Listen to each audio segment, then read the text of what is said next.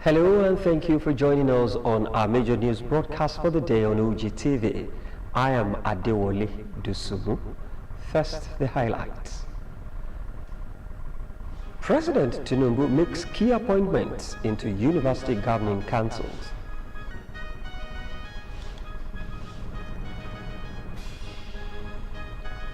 Vice President Shettima unveils new aircraft ICT hub in Cross River State.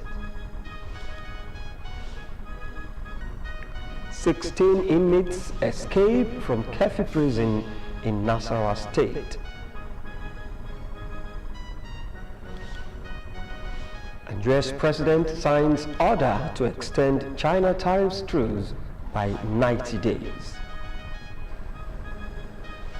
And also on the news tonight, federal government generates 5.21 trillion naira from oil sales in first half of 2025. I'll bring you details of this and more stories on the business segment of the news. I am Opeyemi Adeomi. Don't go away. And coming up on sports segments of the news, English FA imposes 8 weeks ban on referee David Coates over comments on Jogging Club. I'll be back with the details of these stories and many more. I am Sheyi Alao Tongowe. The only limit to our realization of tomorrow will be our doubts of today.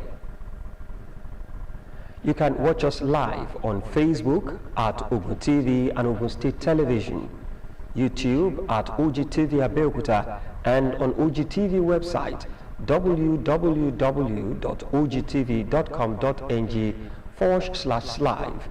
For the latest news and reports, check us on these platforms: X at OgunTV, Instagram at Ogun State Television, or download Ogtv app on Apple Store and Google Play Store. President Bola Tinubu has appointed Chisom Obe to the Governing Council of Alex Ekweme Federal University, Ndufu Alike, Ebonyi State. Obe's appointment follows the death of a member of the council. Tinubu also appointed Professor Ralph Akifele, a renowned communications specialist, to the Governing Council of Obafemi Awolowo University, Ile-Ife, Osun State. This was disclosed in a press statement by Tinubu's Special Advisor on Information and Strategy, Bayo Ononuga. The statement also said that the President named Professor Ibrahim Adamu Yakashai as the Vice Chancellor of the Federal University of Health Sciences and Technology, Safi, Zamfara State. The President appointed Mr. Hamisu Yusuf Yawa as the university's registrar, Usman Nakazai Sanusi as the bursar, and Dr. Shehu Aminu Liman as the librarian. Vice President Kashim Shettima has inaugurated 2 new aircrafts for the Cross River State Government and an ICT hub and library designed to boost micro, small and medium enterprises, reaffirming the Bola Tinubu administration's commitment to economic diversification under the Renewed Hope agenda. The event, held in Calabar, the state capital, was attended by top government officials, legislators, royal fathers and business leaders. Shettima, in his remarks, commended the state government's forward-looking initiatives and officially inaugurated the aircraft for service to God and humanity on behalf of President Tinubu. In his address, Governor Basi Otu described Shettima's visit as a moment of pride for the state, noting that Cross River is fully aligned with the national reform agenda. The governor emphasized that the state's development priorities, spanning food security, energy security, and economic independence, are in harmony with Tinubu's vision. The federal government has unveiled plans to strengthen interagency coordination and deepen community engagement as key pillars of the revised National Counter-Terrorism Strategy 2025. Speaking in Abuja at the final validation exercise for the draft strategy, National Coordinator of the National Counter-Terrorism Center, Major General Adamu Laka, said the update framework was designed to improve collaboration among security agencies and foster public participation in preventing and responding to terrorism. He explained that the review process, which began in February 2025, went through multiple stages of consultation, including workshops, committee reviews, and stakeholder engagements involving ministries, departments and agencies, civil society groups, academia, and international partners. According to Laka, the validation workshop was intended to ensure that the strategy was clear, realistic, and implementable, while reflecting national priorities and meeting international standards. He thanked all stakeholders for their dedication and collaborative inputs, noting that the strategy will proceed to editing and publication after validation.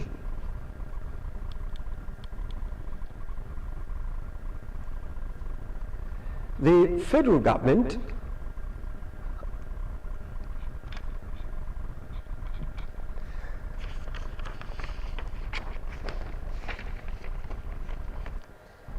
with all key performances indicators showing positive outlooks and over 65% already recorded, more than 85% is being projected as the performance of the Ogun State 2025 budget. Commissioner for Budget and Planning, Olaolu Olabinton, made this revelation while appearing on Ogtv discussion program, The Round Table. When you implement your budget 100%, it will raise more questions than applause. Why? It's very rare to achieve 100% of any budget. Because understand that first you are projecting the revenues that will come in, and then you are projecting how you will spend it when it comes in, and then you have extraneous factors. So usually, for budget to be called credible and has performed fully, you're talking between 70 to 85% performance. Breaking down the budget, the Commissioner said 89% of the projection made for the construction of bridges and other amenities have been achieved, while huge investment is also being made in the area of human capital development. They form the two major legs in what we call human capital development. And the growth and development and the capabilities of any group of people is hinged on human capital development. And we recognize that. Agricultural facilities percentage performance is 104%. So that should tell you it's not linear, because you can't spend more than 100%. So what has happened is, if you just divide it into two, they've spent more than half. Olabinton also spoke about the huge investment of the state in sports facilities at the just concluded National Sports Festival and other international events. He promised the people of Ogun State greater things as the government continued to unfold its plans as captured by the budget. As Nigeria joins the rest of the world to celebrate 2025 International Youth Day, Ogun State government has been given a pass mark for encouraging development and productivity of its youth population. A cross-section of people interviewed said there has been a lot of investment in youth development programs and engagement by the state government. Tony Ogundike's report is presented in this package.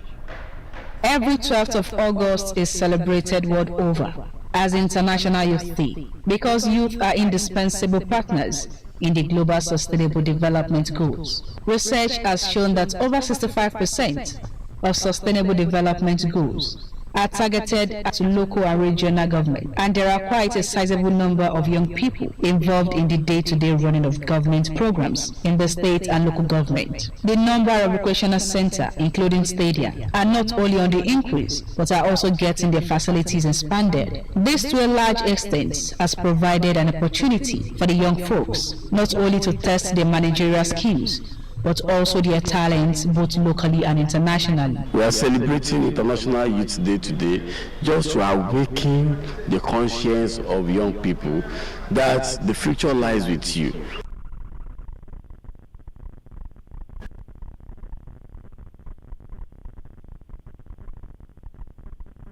Thing that we are preaching as a young person, you must continue to live by example. That we have been fortunate to have the present governor that believes in the youth and the president of the nation, in person of President Bola Ahmed Tinubu, and our able governor, the lover of youth. And we can be able to see that in his government, the most of, let me use the language of 88% of the portfolio being headed by the youth.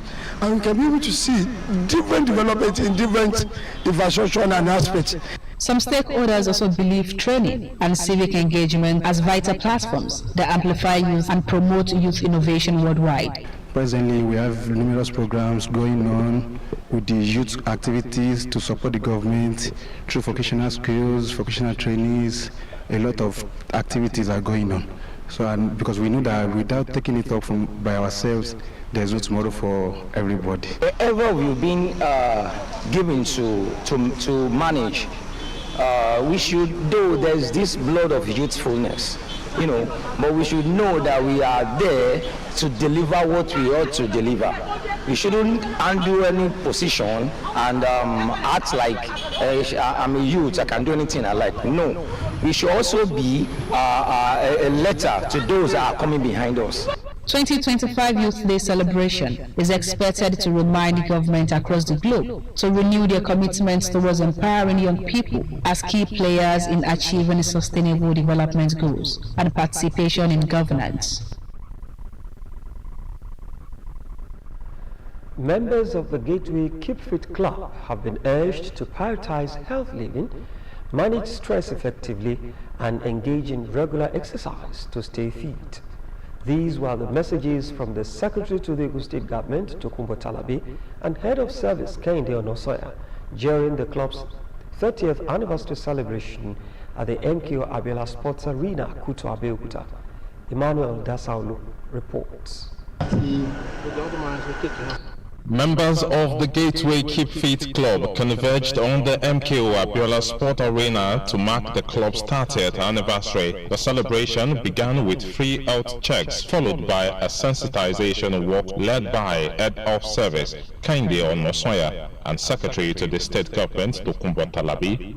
They were joined by Commissioner for Sports Development, Wasiu Isiaka, and other dignitaries as they moved from the stadium to Okelewo, through Ibara Housing Estate and back to the arena.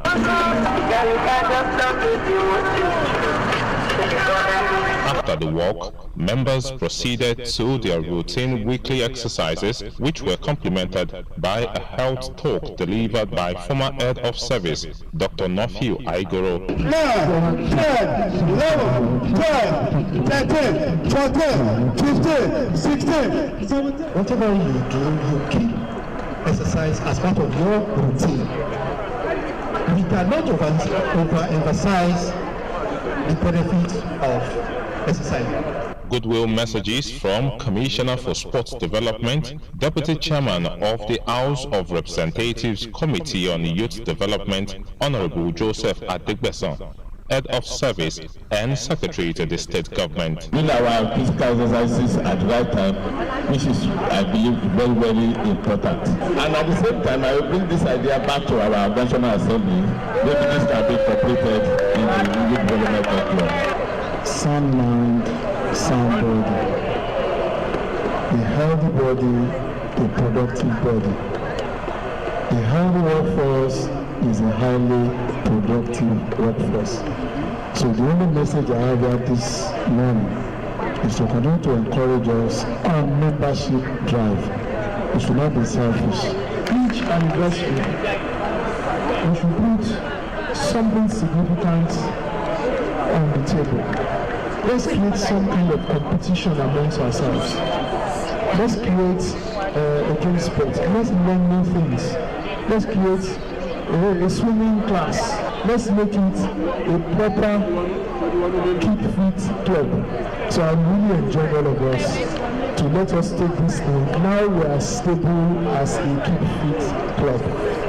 But now we are going into almost like a sports club of some sort. The celebration reached its peak with the cutting of the anniversary cake, marking 3 decades of promoting fitness and brotherliness. Club chairman Alhaji Wahid Bajo urged the public to embrace the benefits of joining a fitness-focused community. What we're trying to do is to ensure that we keep sound minds in sound bodies.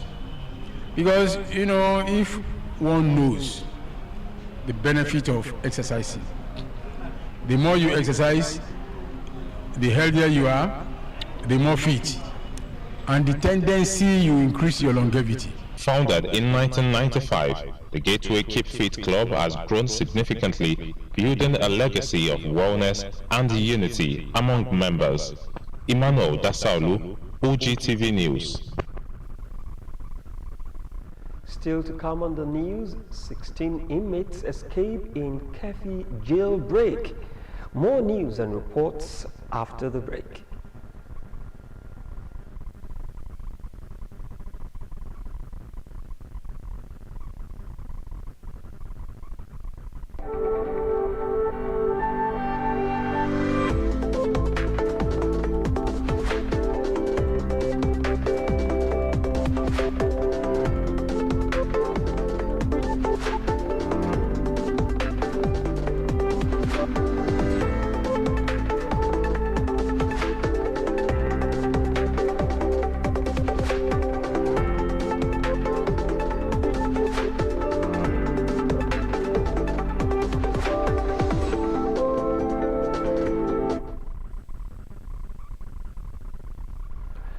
Glad to have you back. In case you're just joining us, you're watching the major news broadcast for the day on Ogtv.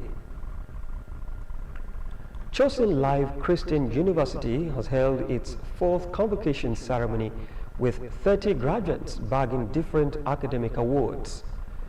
The 3-in-1 event also featured 8th induction ceremony by the International Institute of Christian Theologians, Scholars and Professionals, as well as a book launch authored by the Institute's Provost, Dr. Babatunde Adetono. The ceremony was held at the Government House Chapel, Ogtv, Abeokuta. Details are presented in this package. Established 4 years ago, Chosen Life Christian University have become pillar in the world of Christian higher education. Celebrating 4 years of God's faithfulness, 30 graduates were convocated, bagging academic awards of different category to the glory of God.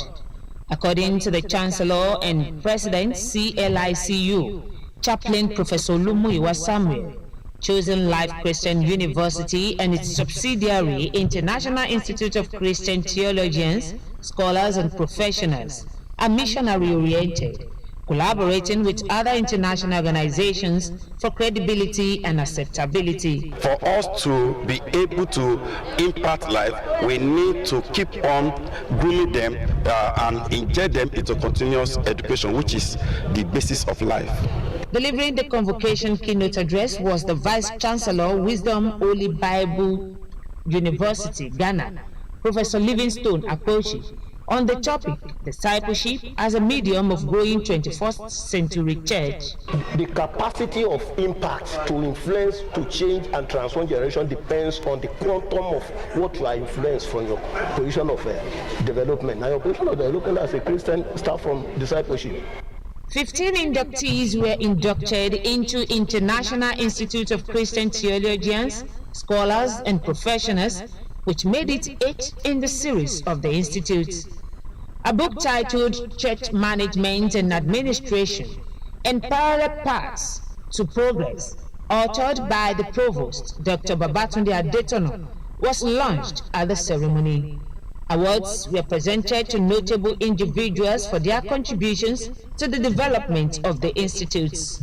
Some of the graduates and awardees expressed gratitude to the institutes and management. I've been able to learn how to deal with series of problems in the society, how to handle them, how to sympathize, and how to have empathy. We should not hesitate to allow those innate skills that we have to be seen in this world. I am honored and happy and more challenged to do what? To forge ahead and do more. It's an opportunity to impart more lives, and I want to thank God for the great opportunity, and I see it as a challenge, and I want to encourage the people that are pastors, to be thorough. This school is a way of making people to be thorough. Chosen Life Christian University is a theological institution arm of Chosen Life Seminary Incorporation, accredited by Global Accrediting Network and affiliated with Global Affiliate for Christian Schools.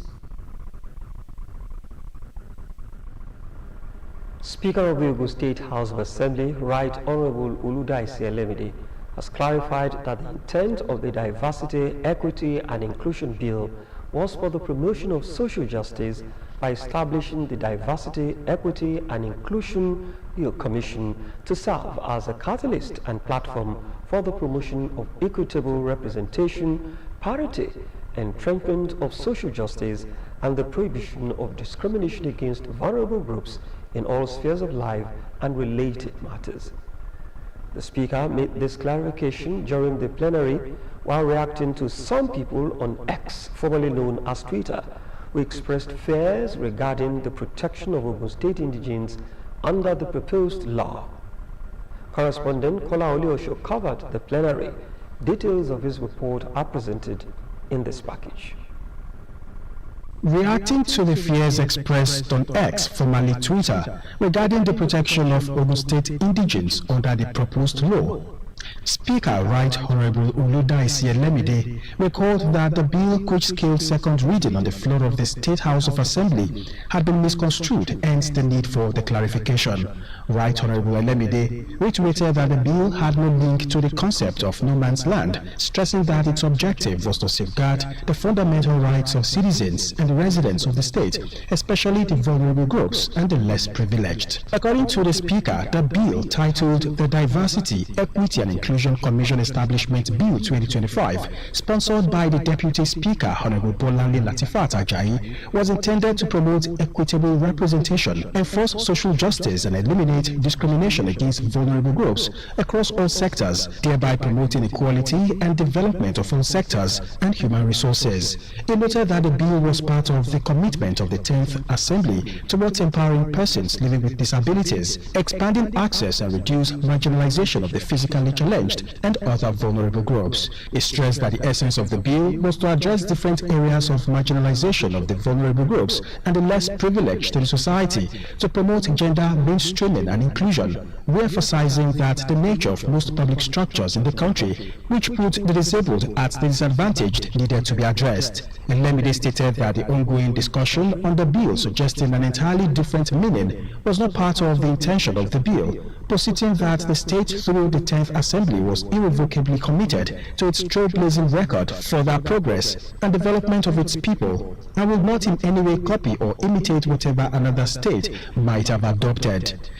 Some information has been going viral on this, that Ogun State, through this law, want to domesticate. I don't know where they got it from. They said we want to say, when we say equity or equality, I don't know where that is tantamount to no man's land. We are not saying Ogun State is a no man's land. All we are saying is that there are fundamental human rights of citizens, whether they are indigenous or not.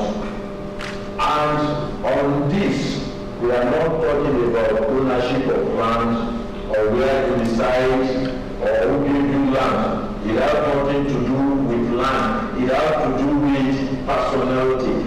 urged members of the public to seek accurate information on legislative proposals before taking positions on issues of public concerns, warning that misinformation could distort public perception and hinder constructive debate. 16 inmates escaped from the medium security custodian center in Kefi, Nasarawa State in the early hours of Tuesday after breaching the facility's security. In a statement issued by the spokesperson for the Nigerian Correctional Service, Umar Abubakar, the inmates reportedly overpowered personnel on duty during the breakout. 5 officers were injured in the incident, with 2 currently in serious condition and receiving treatment at the government hospital. 7 of the escaped inmates have since been recaptured, while efforts are ongoing to locate and apprehend the remaining 9. The statement also confirmed that the Controller General of the Corrections, Sylvester Wachuke, visited the facility following the incident and ordered a comprehensive investigation into the circumstances surrounding the escape. Wachuke stated that any staff found complicit in the escape will face disciplinary action. He also directed a coordinated manhunt for the fleeing inmates, working closely with other security agencies. Authorities have urged members of the public to remain calm and vigilant and report any suspicious activity or sighting of the escapees to the nearest security posts. The Ogun State Muslim Council has called on Muslims across the state to take an active part in the forthcoming continuous voters registration exercise to be conducted by the Independent National Electoral Commission (INEC).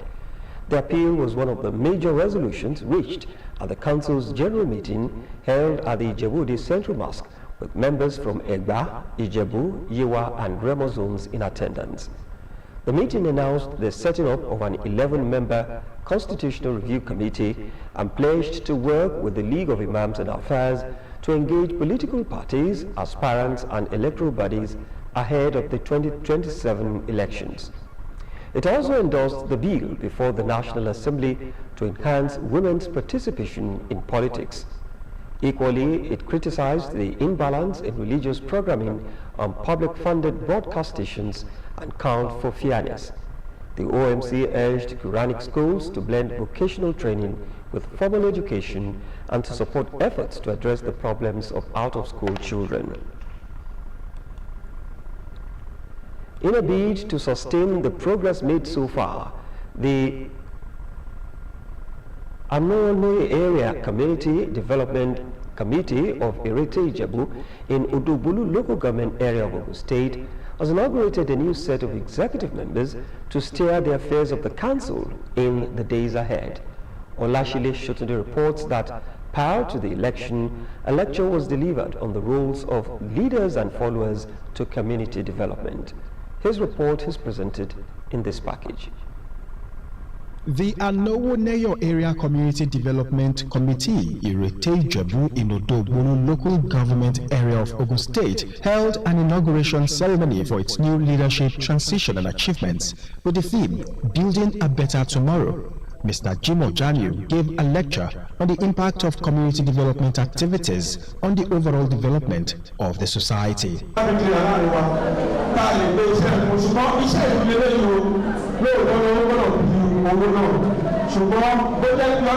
It's a community work and we all have to put our hands together to make it a success because the progress of this community is in our hands. His Royal Highness Oba Dr. Abdulganiyu Olusegun Awokoya Yusufu, who warmly welcomed the sons and daughters of Irete community and well-wishers, also encouraged those in diaspora to come and develop their homeland. Our expectation from them, not me alone, as a community of citizens of Irete, we expect them to perform exceptionally excellent in terms of infrastructure, roads, electricity, and health-wise, so that in another 3 years we should be counting our blessings as we counted past 3 years. the newly elected executive committee members was inaugurated, while the newly elected chairman made a special acceptance speech appreciating the immediate past chairman Otumba Said Dosumu and his executive team for laying a solid foundation which can be built upon. My own is to lead, to mentor and monitor whatever activities we have, so that we have a very good result. And in that way, we have to give quality of input to bring out a generated output, to bring out sort of income and impact that will be worthwhile. A reception was later held where guests were warmly entertained. Rotarian Omotoke Ilisomi has been invested as the new president of the Rotary Club of Obantuku, District 9111, Nigeria. The new president was charged to uphold the tenets of the club while discharging her duties. Jumat Ilufoye's reporters presented from our studios. It is the beginning of a new dawn as Rotarian Omotoke Ilisomi was invested as the 14th president of the Rotary Club of Obantuku. Rotarian Ilisomi joined Rotary International in 2010 and has since been serving in various impactful capacities within the organization. In his welcome address, Chairman of the Investiture Committee, Rotarian Ayodeji Ashiru, said the ceremony reflects the values and ideas of Rotary Club. In his paper titled Rotary International, Drivers of Humanitarian Services in the Atmosphere of Hardship, the guest speaker, Mr. Abayomi Bajela, emphasized on the importance of upholding humanitarian services in the society.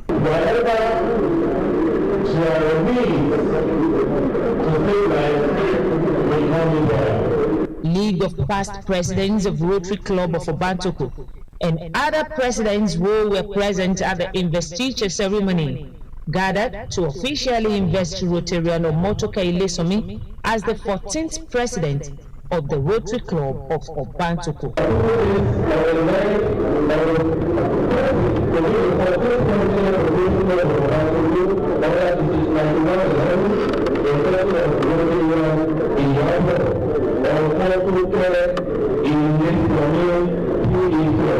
Rotarian Omotoke Ilisomi shared her thoughts on her investiture as the 14th president of the Rotary Club of Obantuku.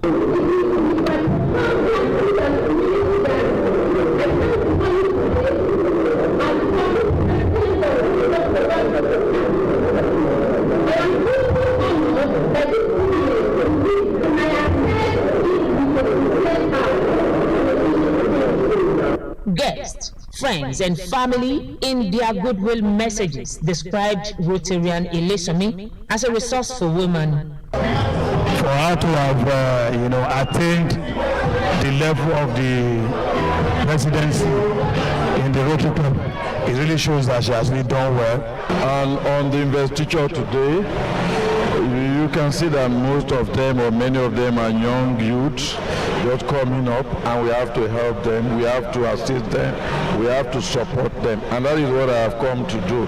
Awards were presented to notable individuals who graced the occasion, among whom were the Olowu of Owu Kingdom, Oba Saka Mateminola, his wife Olori Aminat Mateminola, for their humanitarian services to the society. With Rotary Club of Obantuku's 13 years of existence, the new president, Rotarian Ilisomi, promised to continue to move the club forward during the 2025-2026 Rotary year.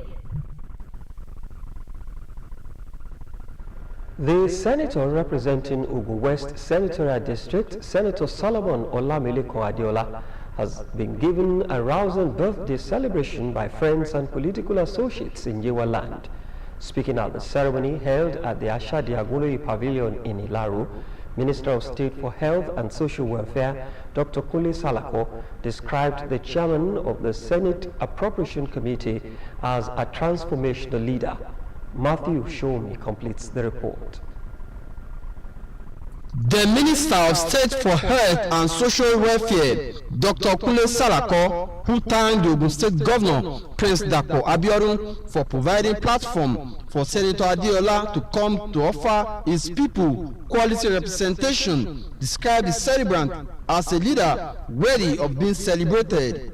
He's reaping the gratitude of the many people he has helped in several ways. He's reaping the appreciation of the many market women that he has empowered. He's reaping the solidarity of the many artisans that has benefited from his empowerment programs, the farmers who have been empowered. Similarly, Commissioner for Housing in Ogun State, Dagmolu Jamiu Omoneye, and chairman of the committee for the celebration, said the senator has distinguished himself and shown rare qualities.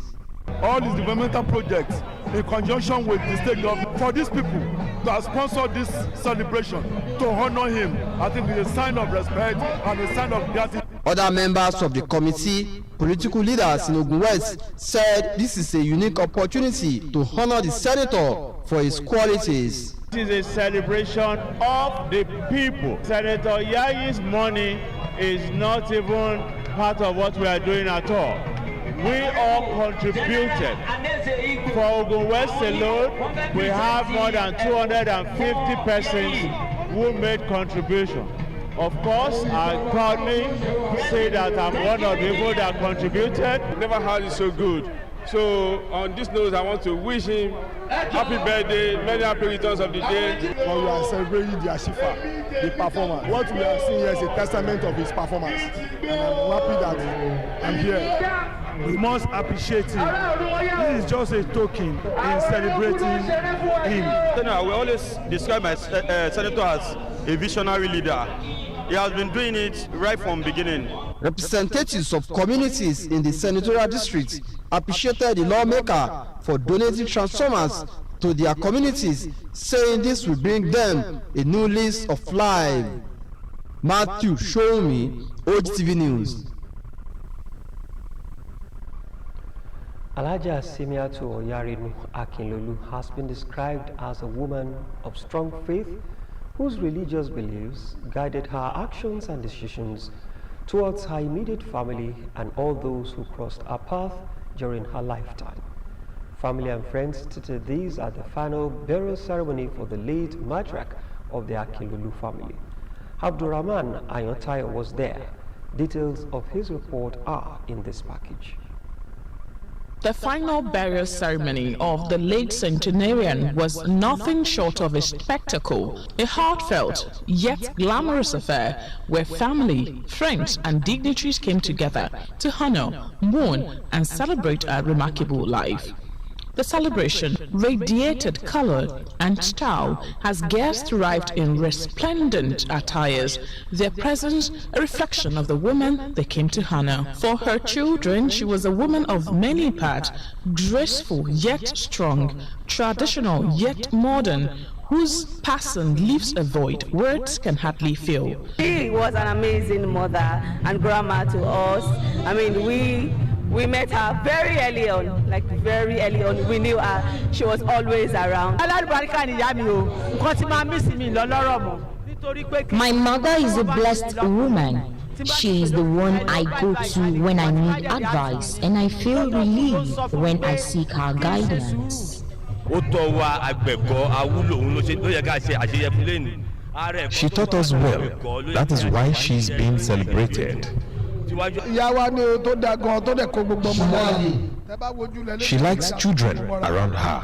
All the people you see here are gathered because of her good deeds while alive. Aged 101, Chief Mrs. Alaja Simiatu Akinlolu is survived by children, grandchildren, and great-grandchildren, a living testimony to her enduring legacy. After the break, we'll bring you some business reports with Opeyemi Adeun.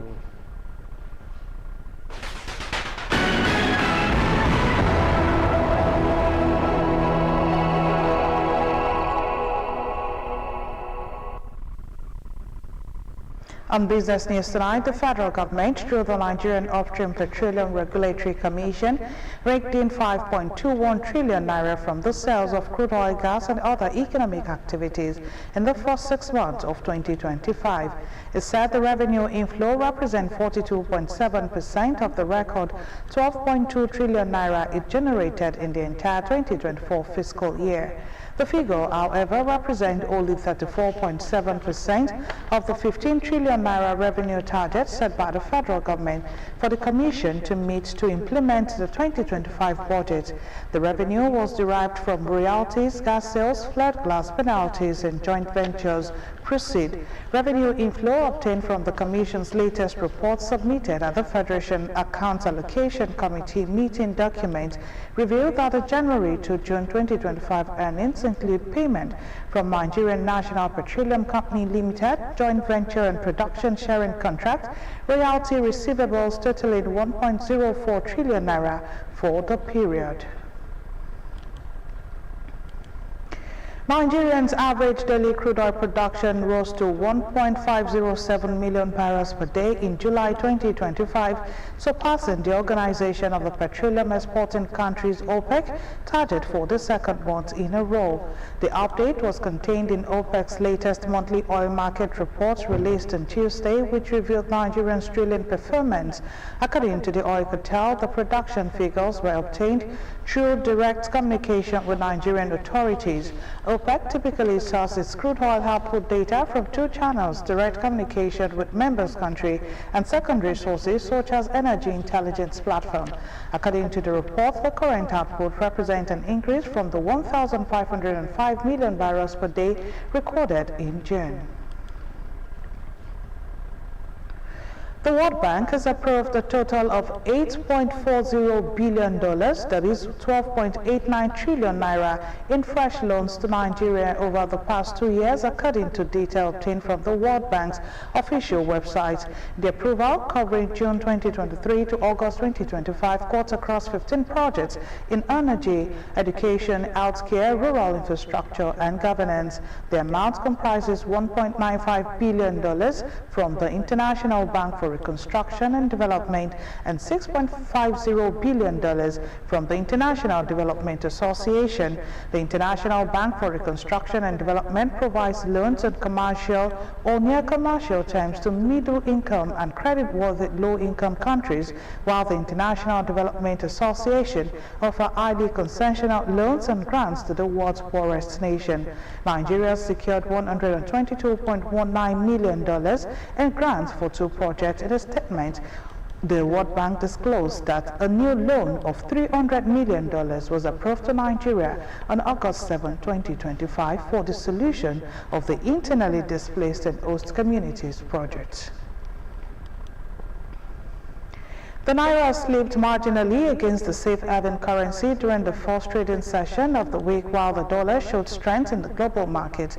The CBN data indicated that the Nigerian naira depreciated by 1.68 naira to a dollar at 0.1% against the US dollar, settling at 1,535.9 to a dollar compared to 1,534.29 to a dollar at the previous market close. The weaker domestic currency gained 20 kobo against the pound sterling to close as 2,060 naira to 1 pound compared to 2,060.34 to 1 pound in the previous season. Against the euro, it appreciated by 3.85 naira, trading at 1,782.75 naira to 1 euro, down from 1,786.6 naira to 1 euro. The exchange rate on the black market between the Nigerian and US currencies remains steady. Finally, Nigeria is one of the more than 60 countries facing increased tariffs after U.S. President Donald Trump launched the reciprocal tariff program that targets individual products and countries with different rates. According to figures on the White House website, Nigeria will face a 15% tariff under the program. The White House says the plan sets a 10% baseline tariff on all imports to the U.S. with additional duties applying to certain products or countries. And that was the business news. The rest of the bulletin continues shortly.